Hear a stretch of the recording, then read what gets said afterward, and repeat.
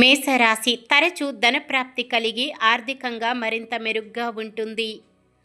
వృషభ రాశి పరిస్థితులను అనుకూలంగా మార్చుకుంటారు.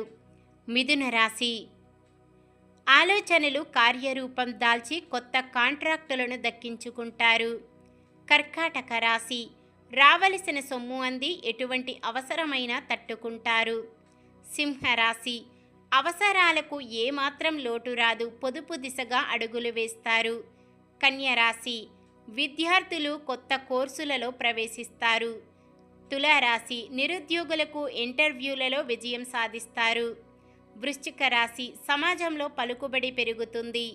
ధనుస్సు రాశి ముఖ్యమైన కార్యక్రమాలు విజయవంతంగా సాగుతాయి. మకర రాశి పలుకుబడి పెరిగి ప్రత్యేక గౌరవాన్ని పొందుతారు.